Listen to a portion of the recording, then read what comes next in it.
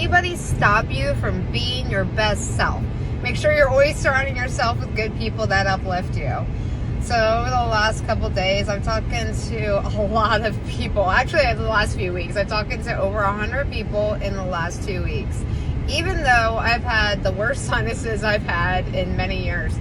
And what I've got to say is a lot of people do want to just feel loved and appreciated and just heard.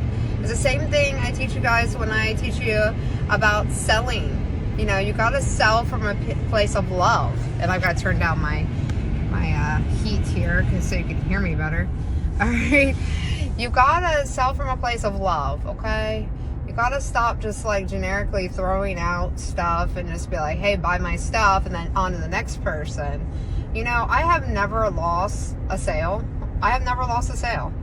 And the reason I say that is because the only people that I didn't like sign up is people that I couldn't help. I couldn't help them. I couldn't help them from what they needed to be helped with. So, for example, like the people that I don't like enroll in my growth mastery program are people that want to do drop shipping. Even though I have no idea why they want to do drop shipping, they think that they're going to make a boatload of money from it. Well, sure, they can.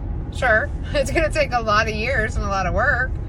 My method doesn't take you that long if you get it right, you know. And then, you know, I talk to people that just want to be focused on one niche, which, yes, it's right and wrong. Think of it this way. You can be good at a bunch of different things and talk to all different industries, but you need to have one core website or one core person, right? You're one core person. So the values and beliefs that you hold are the values and beliefs that people are going to be attracted to in any industry. So don't put yourself in a box. You know, don't label yourself. Don't let yourself fall into the whole niche program. Yes, it's easier to sell, it's easier to communicate, it's easier to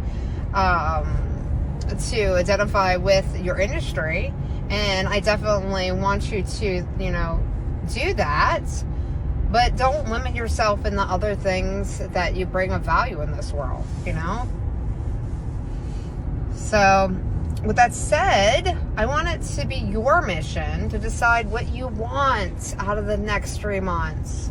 In fact, we're already in April, May, June, May, yeah, in 2 more months. So midway through the year, in 2 more months. So 2 more months, where do you want to see yourself? I hit already 2 of my goals. I hit 2 of my goals already that I said back in January. Already. And I got 2 more months to fulfill them. But I already hit them. They're already done. Check them off. One I'm not really sure is going to be fulfilled on that list. It was more like, you know, if it happens, it happens.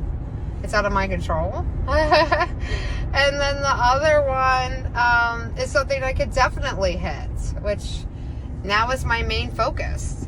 So when you have a list of like 6 major goals, tackle the ones that you can do first. Like, get those out of the way. Get the really easy ones out of the way, call it a win, and move on to the next. And, you know, I'm here to help you, you know, especially if it has to do with anything with your life or your business. I've been through a lot. And I don't think anybody knows my full story. But I've been through a lot. I've lived a lot of lifetimes. And I'm very grateful. And I made a lot of success when I was in my 20s. My very early 20s. And I worked my ass off for it. And it supported me through the worst part of my life. And this is why it is very important to hit success as quickly as possible. Because the downturn is always going to come. The downturn is always going to come. The downturn is always going to come. Period. And you don't want to be like comfortable when the downturn comes. Because then you'll be worse off than you were. And I don't want that for you. Believe me, because I've been there. I've been struggling. You know, I've been to a point that I just didn't know what I was going to do. And I was worried and I was stressed. And I had to like take over the main focus of like everything good I was doing.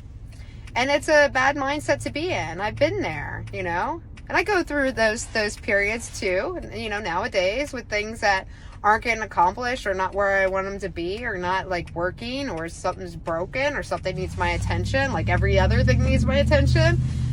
You know, I've had 4 pets. I'm responsible for 3 kids full time as a single parent, as an only parent. I have an estate, not just a regular like house, but an estate. 12,000 square foot I gotta manage. And it's like, you know, still work. Like, I still got work to do on it. And I've got like land and I've got barns and I've got trees and I got fences that I gotta maintain. And guess who has got to cover it all?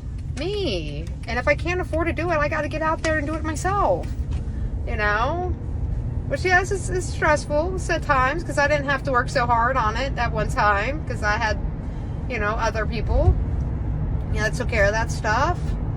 You know, lots changed over the last few years, but it's not keeping me down. You know, it's not keeping me in a negative mindset. I'm not complaining about it. I just got to be better. I just got to get better. I just got to make more money. I just got to be more successful. I got to just know more people. Like, so don't let it like get you in a bad position. You know, don't let your life stresses get you somewhere where you don't want to be.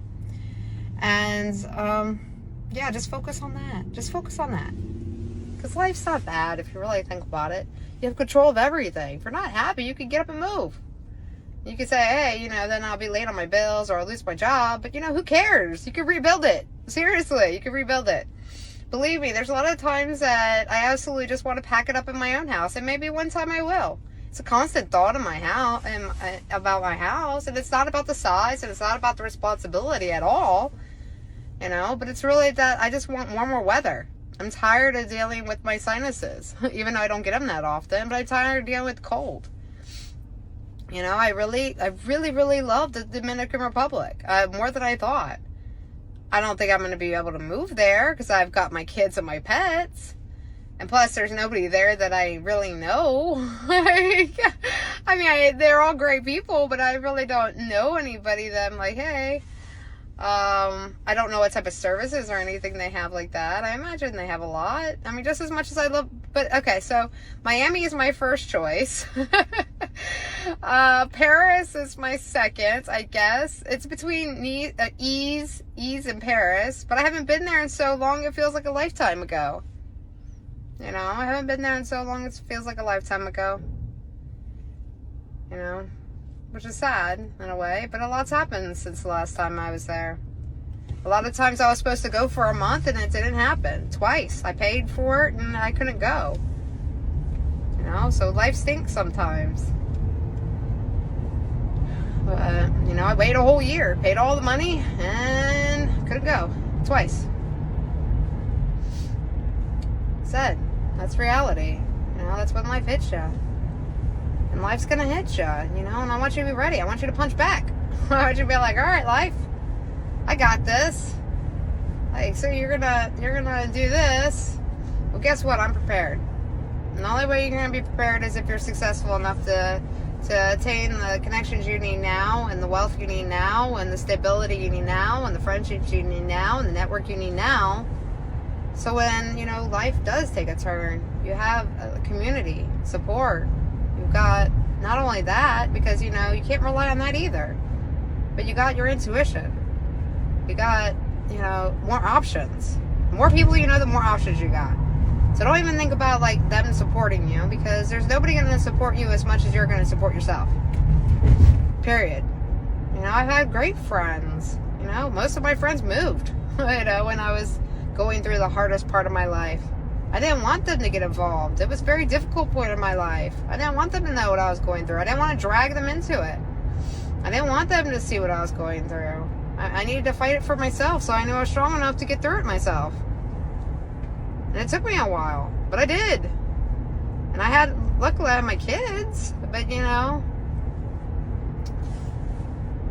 it's not like, you know, somebody was like, hey, I'm gonna like come and take care of your kids and take care of your house and all that other stuff for you. My mom came and helped out a bit, same with my stepdad, but you know, at the end of the day, I didn't want nobody's help, because then I felt dependent, and I didn't want to feel dependent. I knew I was stronger than that. I know I'm stronger than that. I've been through a lot, and I fought through all of it, you know, and I want you to feel that strong. Because at the end of the day, you know, at your weakest point, you know you're stronger. Because you already did it. Even though it feels like shit. Even though you know you don't know what you're doing.